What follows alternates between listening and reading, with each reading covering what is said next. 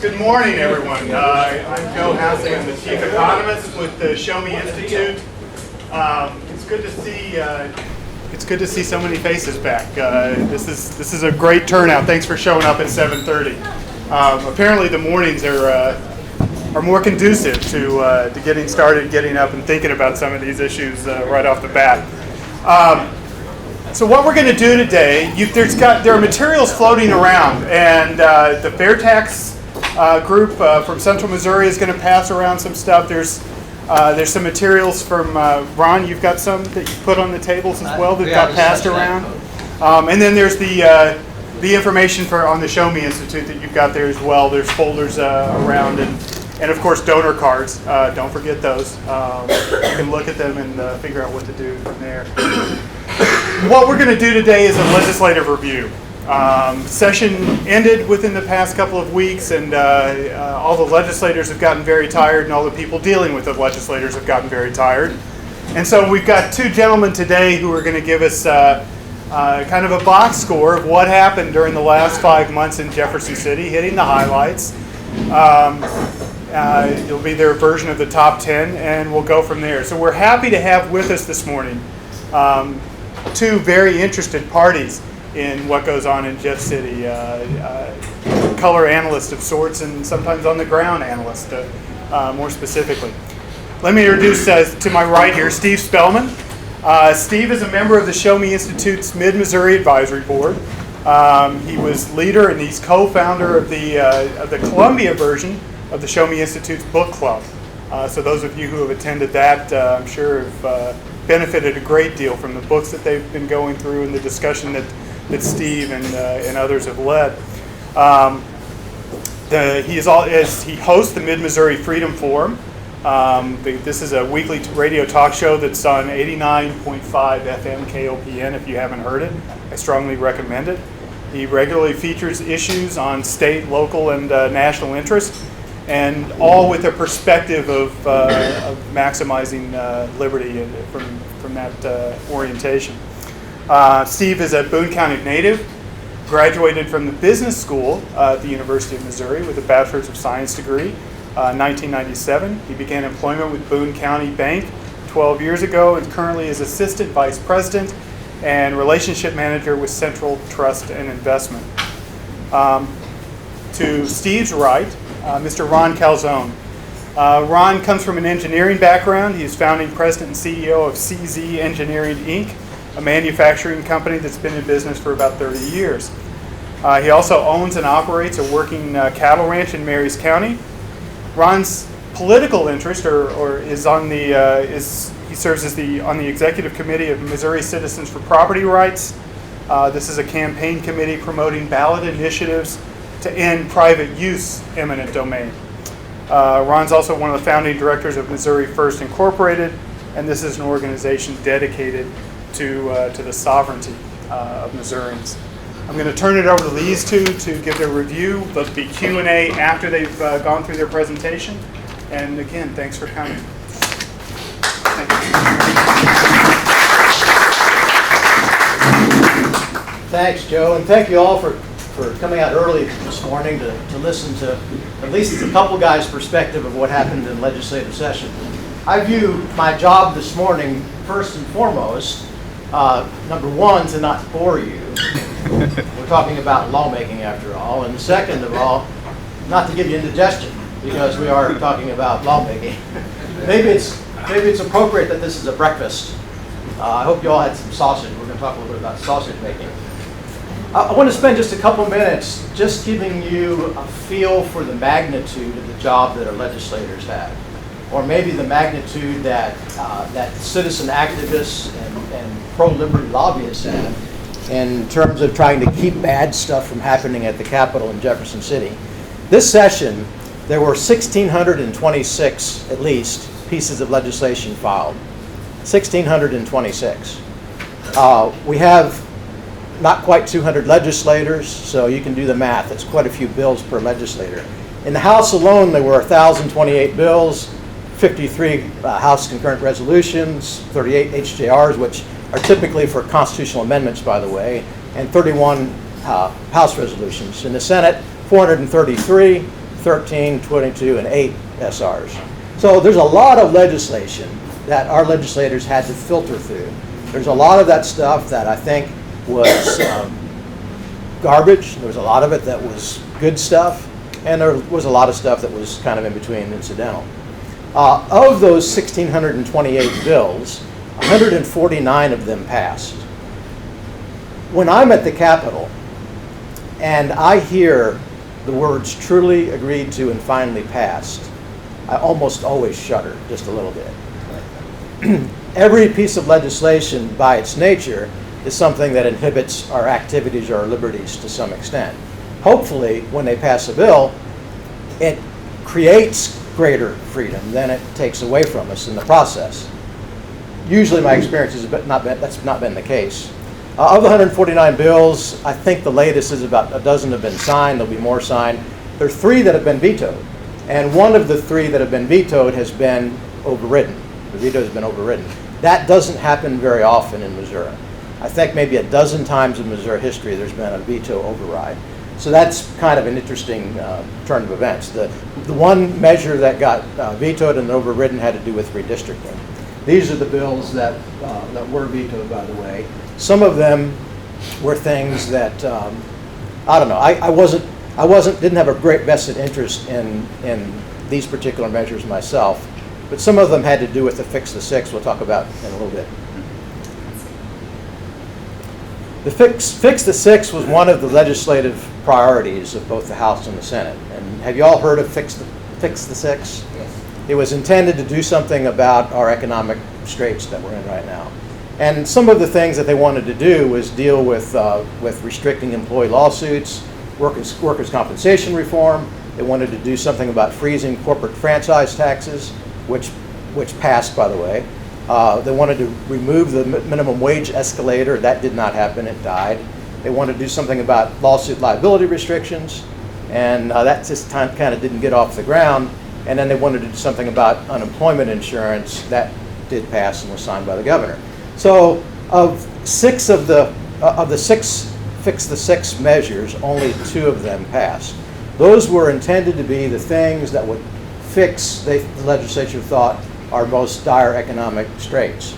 I'm not sure that I agree with that, although they weren't all necessarily bad. And that was from the Missouri Chamber of Commerce, The correct? Missouri Chamber of Commerce was fostering the Fix the Six, among others.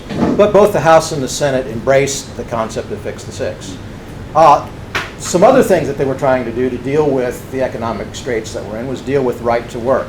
Right to work was Senate Bill 1. That gives you an idea of how high the priority was. The new pro tem of the Senate said it was his priority to get right to work passed, and it didn't happen. It died. And then, of course, education seems like it's always a priority. Typically, the approach to dealing with education is wrong from my perspective. We can talk about that a little bit later.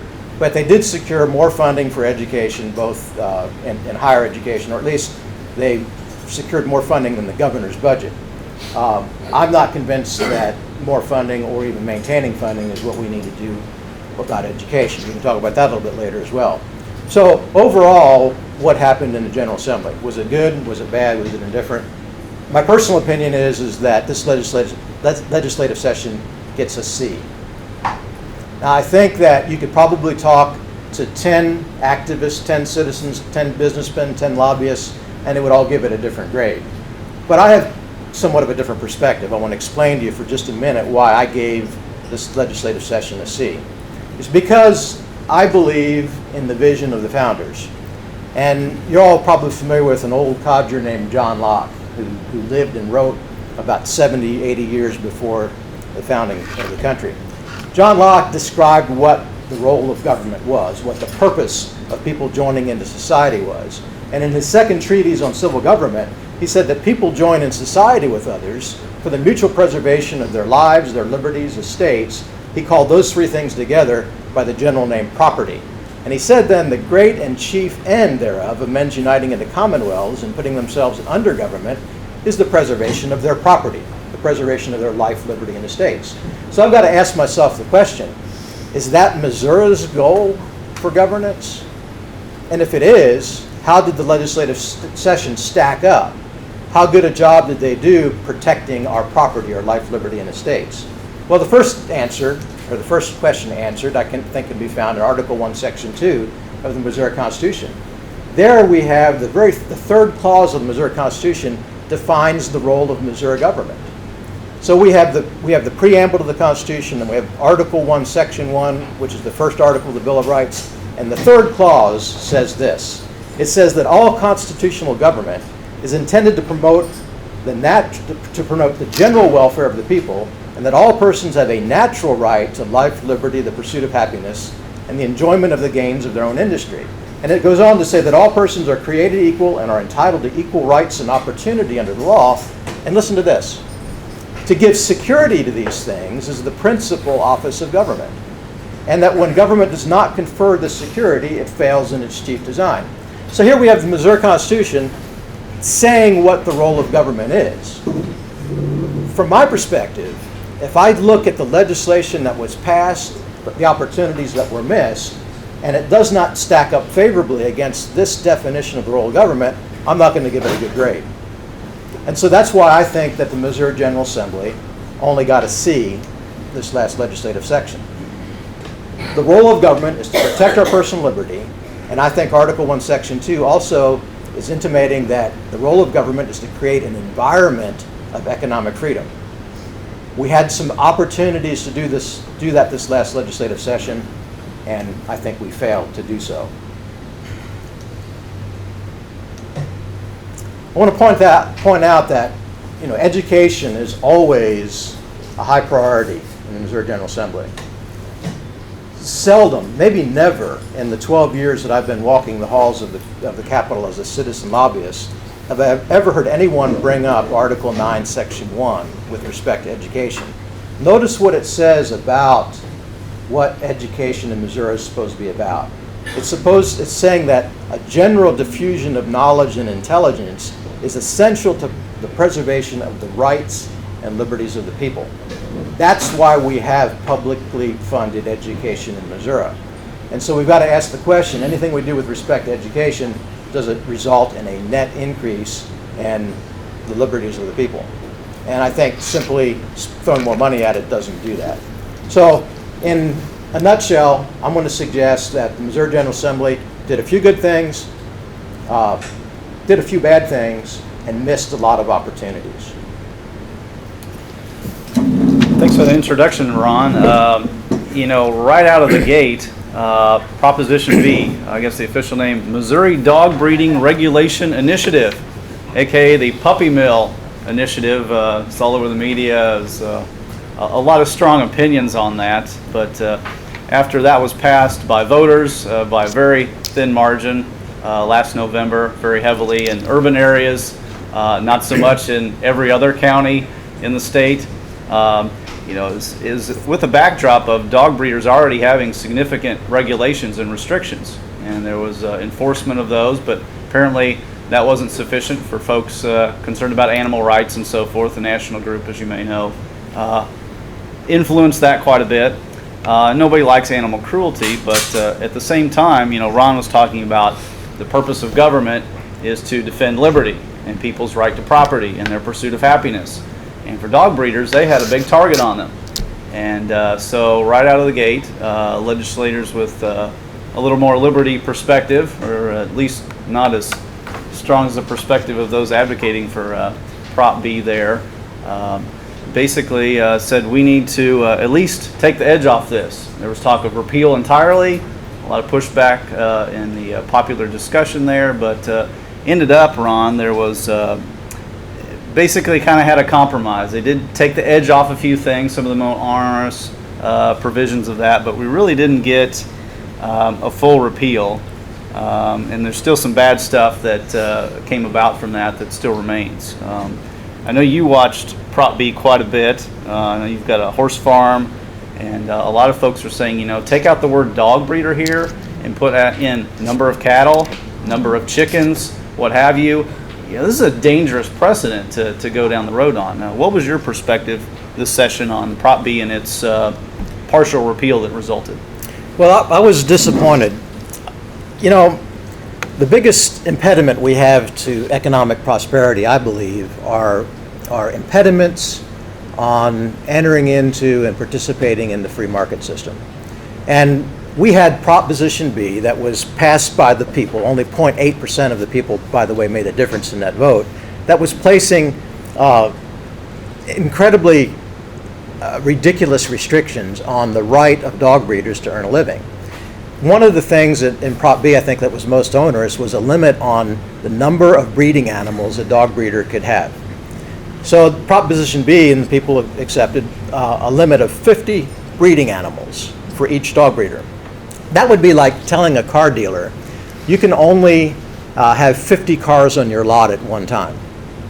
It'd be like telling a landlord you can only have 50 apartments. It'd be like telling a manufacturer you can only produce 50 widgets per year.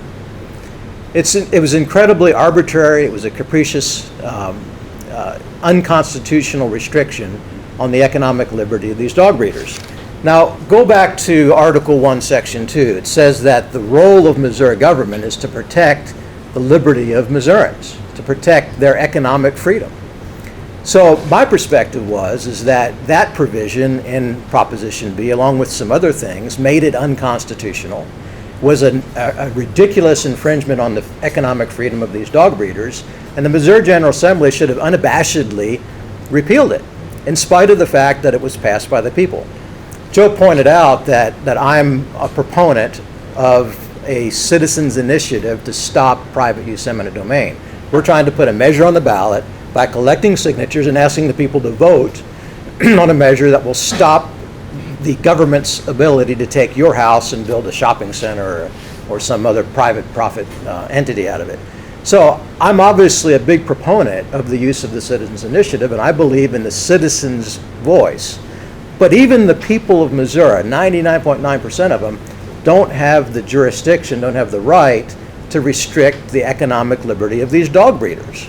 And so I thought that the General Assembly should have stepped up to the plate, and they should have done a full repeal of Proposition B and then put what was constitutional back on the ballot and let people have another crack at it. Yeah. What about the source of law? You know, we're often called a democracy. Not exactly technically, or a constitutional republic in the nation as well as our state. That's what the Constitution, that's our core source of law there. But, you know, democracy, a vote of the people there in this case, that basically suppress or oppress a minority. And that's one of the dangers that certainly the founders were concerned about, and it's something that we see here today and with Prop B. You know, what about the source of law and the protections that minorities have of various sorts from basically the tyranny of the majority, it's often called? Well, you correctly point out that we are a constitutional republic. We're not a direct democracy. And, there are two elements in a constitutional republic. One is actually found in Article 1, Section 1 of the Missouri Constitution, where it says that all political power is vested in the people. And so I think that speaks to the appropriateness of occasionally the people directly passing law. When the Missouri General Assembly doesn't step up to the plate, when either they are oppressive or they are unresponsive to the people's will, then it's appropriate to use a citizens' initiative to get something done. However, the second half of the concept of a constitutional republic is the rule of law. So again, as I pointed out before, even 99.9% of the people don't have the right to do certain things. They don't have the right to take away liberties that are God-given and protected by our Constitution. So here, legislators felt like they were in a terrible quandary. What am I going to do? My district voted for Prop B. How am I going to deal with that? I can't go home and tell them that I voted to repeal Prop B. But doggone it, no pun intended. They also took an oath to support and defend the Constitution, including Article 1, Section 2 we looked at a while ago, and that is to defend the liberty of those dog breeders. So let the chips fall where they may. They should have sided with the rule of law and should have assumed that the voters were acting outside of their jurisdiction. Of course, I think that could have been mitigated had they cleansed Proposition B and put it back on the ballot and let people vote on the constitutional elements of Prop B, which weren't many. Yeah, it's an imperfect process, to say the least. The other 800-pound gorilla in the room was obviously the budget debate. As you may know, we're still in an economic downturn and less economic activity. from a government perspective means less tax revenue, since fewer taxable events are occurring. So basically, the budget shortfall came home to roost this session and for the foreseeable future, I guess. And so there were a lot of belt tightening, or at least talk of it. A number of things were on the table. In fact, a lot of parts of the state government that were previously untouchable, particularly higher ed and K through 12 was on the table there, at least being discussed there. Mid-Missouri particularly had significant representation in the budget process. On the Senate side, we had Kurt Schaefer, represents Boone and Randolph County, was the chair of the Appropriations Committee there in the Senate. On the House side, we have, of course, our friend Chris Kelly there, Chris Kelly on the Budget Committee, as well as John Cawthorn from Boone and Audrain County there. So Boone County and Central Missouri's interests were represented. What that means exactly is open for interpretation, I guess. Particularly with higher education, Ron mentioned that earlier. It took a little bit of a cut, 5.5%, I think is what I saw, based upon what was previous there. There was a raise in tuition was authorized as well. They got some extra scholarship money, I think, thrown in there to kind of take the edge off, supposedly, which kind of begs the question, the same way we've been doing public higher education, is that not open to, some efficiencies? Being MU graduate, my wife's worked for MU for a time. I have to believe there's some efficiencies to be gained there. There's some belt tightening that could certainly occur. We could do things quite a bit differently. Some of the things that maybe MU is doing, they're already getting private grants, research. They've got a business incubator that's, I guess, making money on some things. It's kind of a public-private thing that is hard to tell who's accountable to what. It's not exactly a free market institution there. Obviously the athletic department makes quite a bit of money. That's a state-owned business, if you will. At what point do we, it sounds pretty radical, I guess, but privatize some of those functions?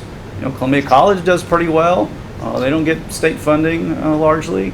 I guess something to think about there. And to say that, private individuals won't support education and higher education. Well, we had a $1 billion For All We Call Mizzou campaign a few years ago. $1 billion raised from private individuals. That wasn't tax money. People desire to support that, and that's fine. So I think this paradigm of taxpayers have to support all these things the way that they always have, I think needs to be looked at. Even K through 12, like I said, was on the table. Some portions of that were maybe questionable. The governor came and slashed school bus transportation funding from the get-go. I don't know what the priority there was. Some of that was restored, I guess. But the big elephant in the room there as far as public education goes, the most acute difficulties are in urban St. Louis and Kansas City. I mean, you've got districts that lost accreditation. They're basically a basket case. I mean, all the things that the Institute and Ron and I talk about from a Liberty perspective are in bad shape in those districts. All the incentives are wrong. There's not accountability. Particularly the poor are hurt the most. And, this session I think was very interesting because school choice was talked about. You actually had talk of charter schools on the table. I heard the V word, vouchers. That's kind of the third rail of politics, you're told. And this was actually discussed. That didn't end up getting going there. I don't know, had some momentum. There were other priorities, I guess, that came about. But I think that discussion going of giving parents a choice, particularly when there's a public school district that's kind of a take it or leave it situation. Tax dollars support that. Here's your free school. And obviously that distorts the education market there for folks that might want to do something else or have special needs children or for whatever reason they'd like to do something else, just like in any other sector of the economy. That's something to, look at there, I think. I think I'd be remiss. One of my pet peeves is, anti-school choice proponents say that, school choice is just a gimmick to support the rich in their, however you define rich, in their desire to have subsidized private education. Well, I know a gal I used to work with. She's a lower income single mom. She has a young child, it's about 4 years old. She goes and takes her child to the preschool program at the Columbia Montessori School, private school. She's not able to afford that, but there's a private scholarship fund there. Well, once her child gets to kindergarten age, well, that might not be available for her. And so she'd basically have the free public school, but that might not suit her for whatever reason. And so there's Montessori schools or whatever that she might want to go to. She's a perfect benefactor of a voucher system where, basically she can go to a accredited school and some of those public education dollars get, paid for that education choice of hers. And there can be, reasonable compromises to that to fit the political will, if you will. A partial voucher, Columbia Public Schools right now pays $10,000 per pupil per year. $10,000 is quite a bit of money. You have a class size of 20, 25. That's $250,000 per classroom. Mm-hmm. I think the private sector can and it does provide education that a lot of parents find more beneficial, the higher quality. In fact, Columbia Independent School, about $9,000 to $11,000 last time I looked for annual tuition there. Considered to be much higher quality than most public schools, but for a very equivalent cost there. And again, just have maybe a partial voucher if that's what comes about. I'd like to see this in the next legislative session be a priority. If it's only $5,000 the cap, if you have a means testing, you make over $100,000, it phases out. I don't know. Just get something rolling and expand charter schools as well to all of Missourians, or even if it's districts that are graded below average. Anything. Just get something going. Get this out to more and more people. Another part of the budget, much could be said about that. Recently, outside the legislative process, but MoDOT, Missouri Department of Transportation, you may see, is short of money. They've got whatever current 5 or 15-year plan to right the ship or fix the bridges or what have you. But basically, I think we need to look at chronically, more fundamentally, how are we building and maintaining road infrastructure in the state? And it's a perfect opportunity for some, at least market forces, if not privatization of some of these facilities. One being, I-70 was built in the early mid-'60s. Okay, it's been repaved, it's had some guardrails, but the right-of-way is essentially the same. And that's not a safe road. If you drive to Kansas City or St. Louis there or wherever, during the daylight hours, the low traffic, it's not the best. You get some rain, you get high traffic, you get snow at night, it's dangerous. I mean, it's not safe with all those trucks and so forth, the way it's built. And I don't think it's ever in my lifetime, the rate they're going to be improved. And so we need to look at something, how are we going to get funding? Well, gas taxes are problematic, they're not politically popular either, but why not have a toll road for I-70? Pay $5 to go to St. Louis or to Kansas City, it's affordable. It actually funds something. It's institute market forces. The people that use that road pay for it and fund it, and then that kind of like an enterprise fund sort of thing can be funded that way. Also look at having maybe a long-term lease to a private company to manage I-70 or parts of it. Have a toll facility there. They're responsible for it. They're also responsible for if it's dangerous road. They'll be liable. You can't sue the government if you've got a bad roadway and you have a wreck. There's a lot of considerations that way. So basically my perspective was let's look more fundamentally at this. Having a budget crunch and being short of money is really an opportunity to look at things. What are we doing? Can we be more efficient? Can we outsource things? Does the government really need to be doing that? The General Assembly has a difficult time looking outside the box. Yeah, and economic hard times can be an opportunity to look outside the box if they'll take it. Yeah, there's a lot of inertia there and a lot of ways that are being pulled. But Ron, one thing I know that you're also been looking at that was in your intro here with your group Missouri First, which is concerned about the sovereignty of the state of Missouri. And there's been a lot of questions around the country, I guess, about what's the role, the relationship between the federal and the state government. Montana, the people there are concerned about gun rights. Okay, Texas recently is concerned about TSA agents. And they might become a no-fly zone, it was talked about sometime if the feds put their foot down. California is concerned about marijuana or medicinal use of it. Okay, but Missouri voters voted for and passed by overwhelming majority, 70% of voters, the Missouri Healthcare Freedom Act, basically a pushback to Obamacare. And that's a significant line in the sand, I think, and where voters voted a way that defended liberty, essentially. Ron is, going through the halls of the Capitol there and, watching these things as you do. What did you see as far as issues pertaining to state sovereignty? The term nullification was talked about this time around, and this relationship between the federal and the state government. I think that's a fundamental issue these days. Well, I saw missed opportunities. As you pointed out, 71% of Missouri voters last August said no to the federal mandate on health insurance. And I think that was a statement that the General Assembly should have embraced, and they should have taken that ball and run with it all the way to the finish line. As you alluded to, federal intrusions on our business in Missouri is one of the greatest liberty-stealing factors that we've got to deal with. Increasingly, we have the federal government getting in the way of our economic liberty and our personal liberties. Here's a good example. Just the last week or so, there's a gentleman in Nixa, Missouri. He actually owns a software or some kind of computer-related business in Nixa. He was fined $90,000 by the United States Department of Agriculture for raising bunny rabbits. He made the unfortunate mistake of selling more than $500 worth of bunny rabbits in a year.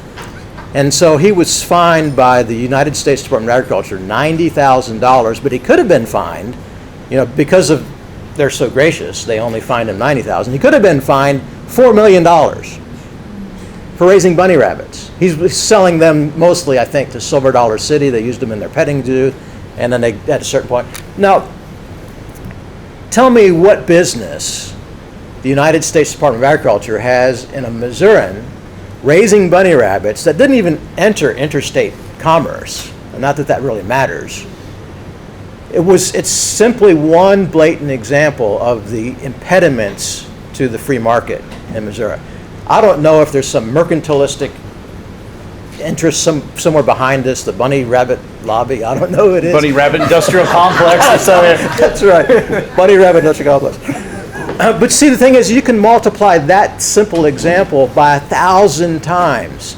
Friend of the Show Me Institute and former policy analyst Dave Rowland has started the Missouri Freedom Center, and he's litigating some cases dealing with African hair braiding, where there are infringements on entering into that market, and a couple that's trying to connect people with rental properties, and another situation where a lady's floating horses' teeth, filing their teeth, and restrictions on them just simply earning a living because you've got certain entities that are trying to guard their own. So I guess my point is that one of the responsibilities that the Missouri General Assembly has is to draw a line in the sand and tell the federal government when they've stepped beyond their jurisdiction, we're not going to let you any longer.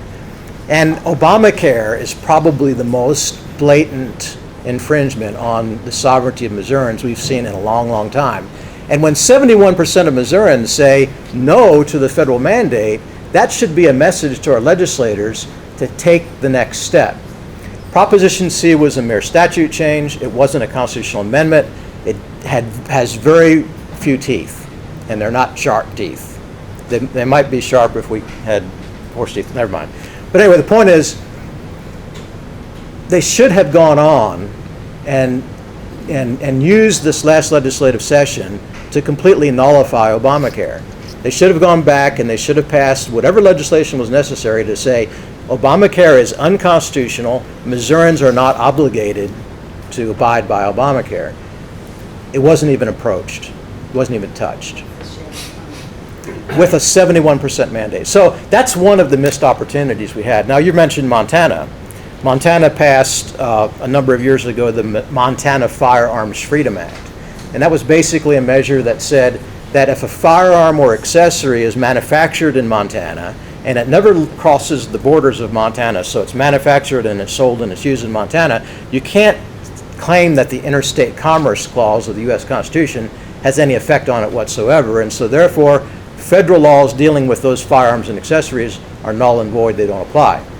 There was a Missouri Firearms Freedom Act this last legislative session that handily passed the House. It went through a good bit of the process in the Senate. It passed the Senate General Laws Committee, and then it languished on the Senate calendar. That was some progress we made towards pushing back at unconstitutional federal edicts and restoring the proper application of the Interstate Commerce Clause. So that was a positive note, but it didn't cross the finish line. So I think what we saw largely were some great opportunities, but missed opportunities with respect to protecting state sovereignty. Gotcha. Well, see some fair tax shirts and paraphernalia over here. Appreciate that contingent going up. I'm with you. That's all part of promoting economic liberty. Right. Right. We need a fair tax structure. Yeah. We need to protect people's right to enter the marketplace and participate on a level playing field once they're there. Yeah, and the consumption tax, as the Institute's published much research about, is a much more advantageous revenue-generating device than an income tax. So, there were a number of bills presented about that. Nothing became of it there, but that process lives on in the initiative process, and probably see something about that next year. So there were a number of other things. We've got a couple minutes here before we get the hook or whatever. We got a few minutes. We better open up some Q&A. Yeah, actually, let's go ahead and do that because we've only got a couple minutes here. Let's go right ahead.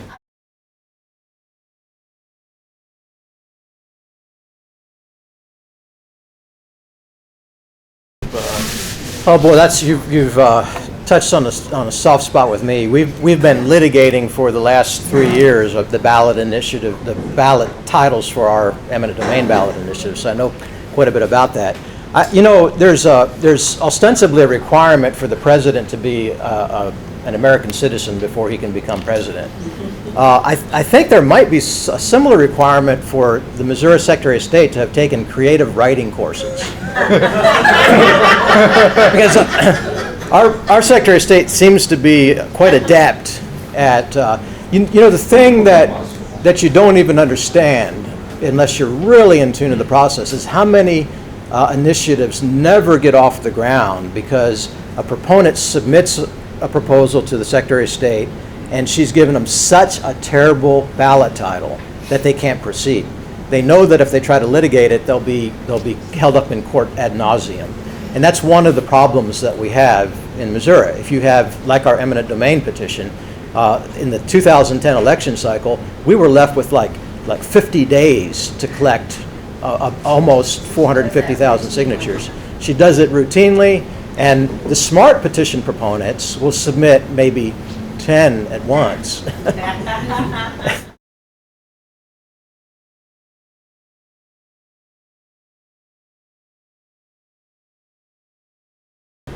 I don't think so. I think it's just a legislative process. No. Why don't you ask Mike back there, see if he actually...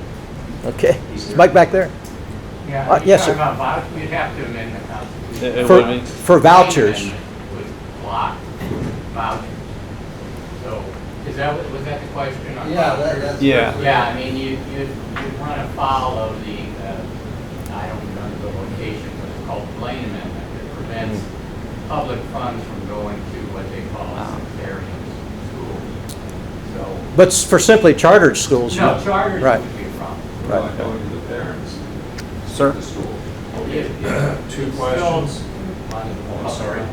Go ahead. I apologize, I thought you were finished. No, I have another question. Go ahead. Okay. Two things. Question one, is our Secretary of State part of the George Soros Secretary of State project? George Soros claims her. That explains so much. And as for the busing. George, just an additional Yeah, comment on wait a that. George Soros, after the Secretary of State made all the difference in the Bush-Al Gore election in Florida, George Soros recognized the importance of Secretary of States in the election process. And so he started what he called the Secretary of State's Project. And he counts coup on 4 Secretaries of States across the nation that he got into office, and our Secretary of State is one of them. Okay, the second thing, as a retired school teacher and a current school bus driver for an independent school district, it always bothered me that we needed to educate the kids, but we didn't need to get them there. And that bothered me for a while, but I got it figured out when our governor passed, had the special session a year ago, and then signed the Ford Calzone plant bill in Kansas City. And where he signed it in Kansas City is the key. It wasn't at the bottom. It was the fact that it was at UAW Union Hall in Kansas City. Ford wasn't even there.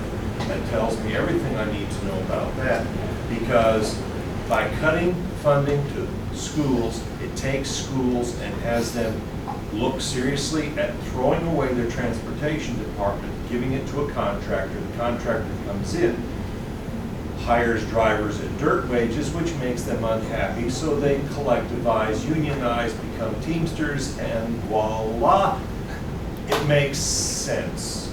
But that's an answer for your busing. Yeah.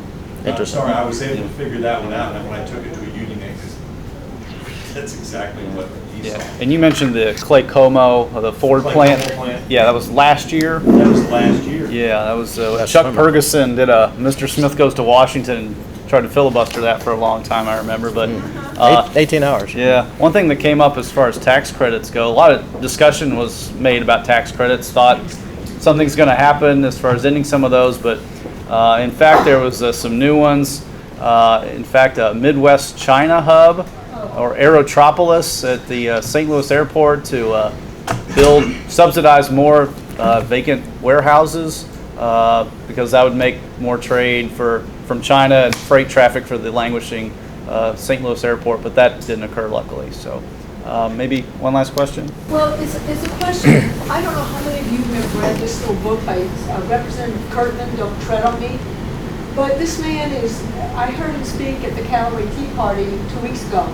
And he makes his decision to vote on a bill, yes or no, very simply, is it constitutional? He says you can have all the bleeding heart reasons for voting for a bill, all the people that come in, my grandmother died and this happened, all that. He just says, learn your Missouri Constitution, learn your state constitution, and let people who will bow to vote on whether or not that bill is constitutional alone. So I recommend that gentleman, Mr. Cartman, and I recommend his book. It's an easy read. Yeah. Speaking of books, we'll wrap it up here in a second. But speaking of books, I do lead the Missouri Show Me Institute Free Market Book Club. It meets first Wednesday of each month over at Shakespeare's West at 6 p.m. We're reading a book currently about kind of a radical anti-statist fellow, previously about the history of taxation, which I found very rewarding. Hunter, as well as some others, have attended that over time, including Bruce and others. It's very rewarding. You get to know that you're not alone, and you get to get a free book and some free pizza and free market discussions. So invite anybody to come along. Sign up for the email list, and you'll get notifications about that in the future.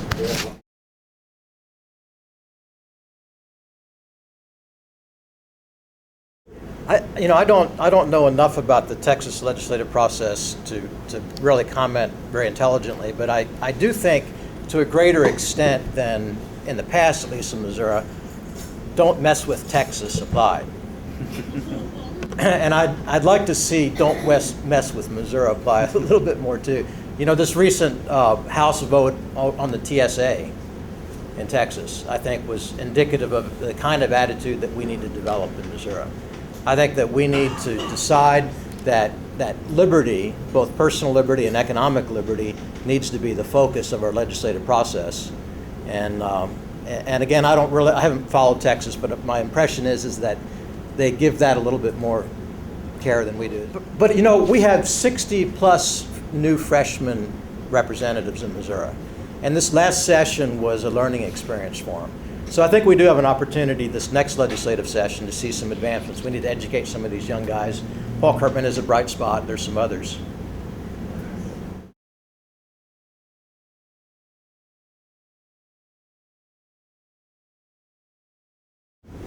Well, you know, I think that's a good point. I gave this last session a C simply because we didn't lose a lot of ground. I feel successful killing bad stuff. You know, just not going backwards is a good point. But I think you're right. There are definitely lots of missed opportunities. You've got to go forward. We couldn't even do anything about tax credits, for instance. It's ridiculous. They'll be around for a few more minutes, so I don't want to squelch this completely. First of all, let me say thanks to Ron and to Steve.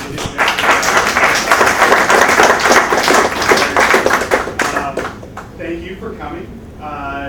Let me just sort of reiterate one last point. That is, I think the breakfast has been a big success. So we're happy to proceed with that. I think that'll be coming in either August or September. Keep your eyes open for emails from the Show Me Institute. And just remember, these guys have done a wonderful job. There's a lot of really interesting stuff that's coming out of the Show Me Institute. The Aerotropolis, reporting on the Aerotropolis by Audrey Spalding and Chrissy Harvin. They've done a great job on that if you've kept up with it. The Land Reutilization Authority out of St. Louis, if you've kept up with that. But we're looking at issues across the state. The amount of effort and research that's being put out, basic research by the Show Me Institute, continues to expand. More and more topics, not only the topics that are just based on the economics of various policy issues, but also the topics of that are just simple political issues that have to be addressed with sensible policy outcomes. Just reporting what the issues are is increasing. I think Ms. Spalding is just one of the superstars of the Institute. And we want to keep people like that, and we need resources to do it. So if you can put 10 or 20 or more, as the President of the Institute puts, no check is too small. I believe is his statement for it. Or too large. Don't return corrected, and that's the thing that I value so much. Thank you for coming this morning. We'll look forward to seeing you in a couple of months and stay in touch with us. Thanks.